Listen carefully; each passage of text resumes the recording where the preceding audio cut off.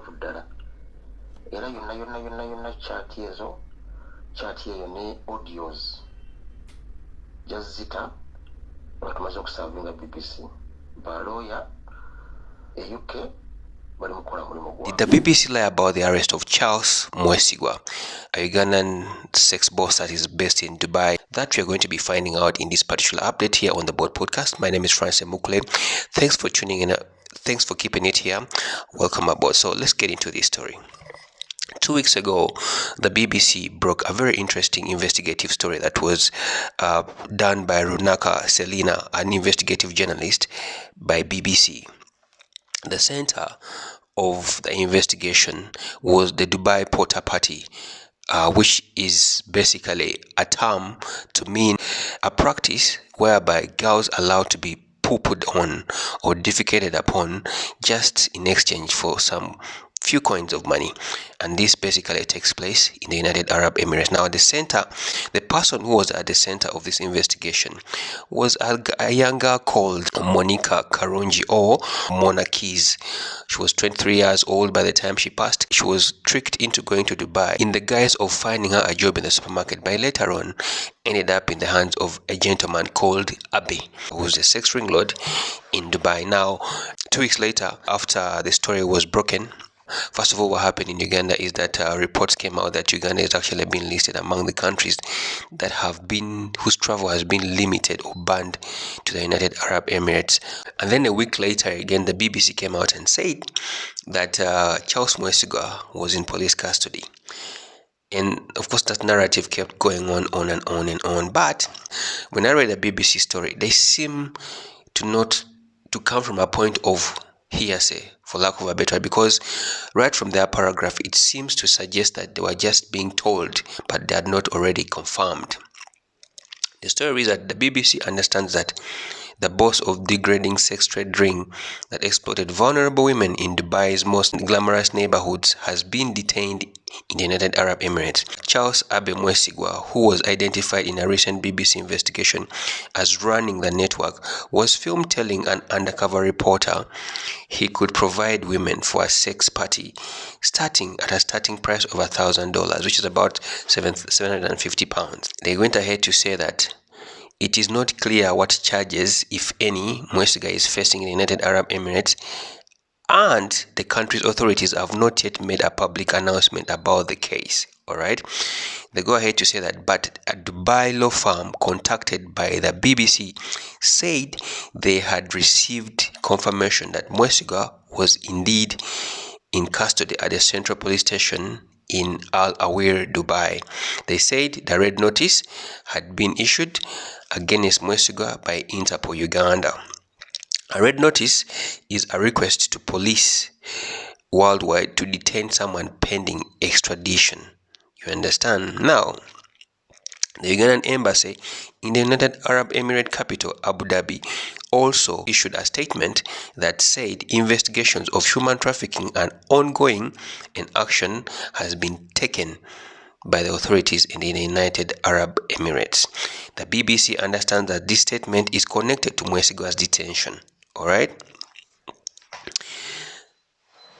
Let me shock you. While the BBC was actually claiming that Mwesigwa was actually in custody, there are stories that are proving otherwise, actually, seemingly from Afew himself saying he has ever been in custody shortly, not even spending a night behind the coolers, but simply for investigation. Let me blow your mind.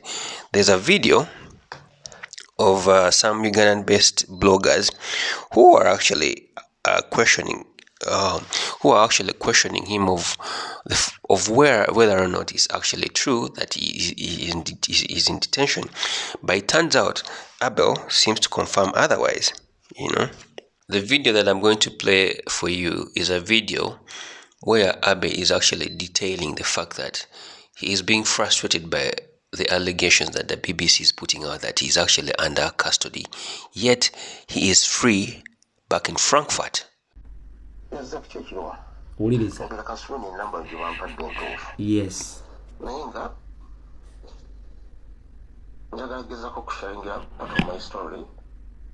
because BBC ewandiise bingi asharinga ku BBC ya Dubai. I think I'm sure ekimanyi bulungi siri mukomera. So okuweereza my bit of the story, kuweereza boarding pass yange ngave Dubai, audios entono ennyo abasajja abo ze bakozesa emyezi 3.5 almost yena nga banoonya okunkwasa ssente okuleeta simanya bwala gye mumawutulo gye bali kyesali mu position ekikola asayinako any responsibility over them. So okutereeza audio nezi screenshot ezimu mu chat zaffe oba chat zaffe yange nabo mpanvu ddala era yonna chat eyo ne audios jazita nga tumaze okusavinga BBC balooya e UK bali mukola mulimu gwabwe. BBC bagenda gisuwinga. After that chat yonna okuwa ebyatandika paka gye byaggwera okumala emyezi 3.5 almost yena nga bandiko banchatinga bangamba okukima ssente banneegana n'okwegayirira. Whether audio zaabwe Dubai police baziwuliza ne baseka n'okuseka ne bagamba bano abasajja baali so much of amateurs. It was a bunch of amateur journalists bambi baali baana batondowooza. So from what this guy Abe is saying, it seems to suggest that, remember that particular clip where the BBC was showing where an undercover BBC reporter was actually in contact with Abe, trying to negotiate how much Abe would need to actually get him the girl that he wants for the sex party. Abe claims that it took the BBC almost 3 months trying to convince him to go and pick up the money, which it seems to insinuate that whatever the BBC put out there was actually something that is as a result of trying to frame a story to look the way it came out in the public. Yet in his opinion, he says he was not really into that kind of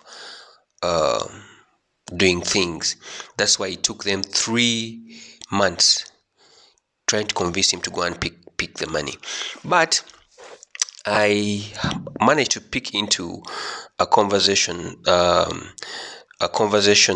where Robert Kabshenga had a live conversation on TikTok with Charles Onyango Bo together with Runaka Selina, where actually Kabshenga asked Runaka why she wanted to confront Abe at the airport. But Runaka said that they had exhausted all the options of trying to confront Abe. He was extremely being elusive. So the only chance they had at confronting Abe was at the airport, which unfortunately they were not successful at doing. But that also goes to show that maybe Abe had caught wind of the fact that these people could have been investigating him. So he decided to elusively, play them and not to play into their traps. But Abe again says that this is a case of defamation, whereby he has also stated that his lawyers in the UK are in preparation to serve the BBC. I don't know for which charges, but he just said that the BBC will see him in court. They will see each other in court in a few years time, I don't know, even a few years time to come or a few months time to come.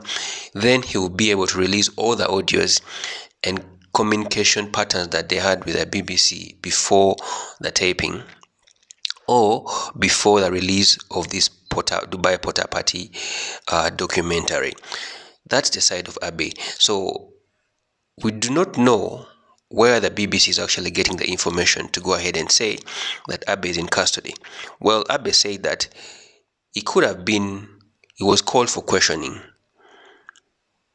by the Dubai police, specifically by the CID, but after brushing through his phones and the phones of his employees, he was let go. He says he was able to share his boarding pass and all these tickets to Frankfurt, and that's how he left Dubai. We don't know until when he will come back. All right, so the BBC should come out and clarify on this case whether or not Abe is in custody or Abe is actually in Frankfurt.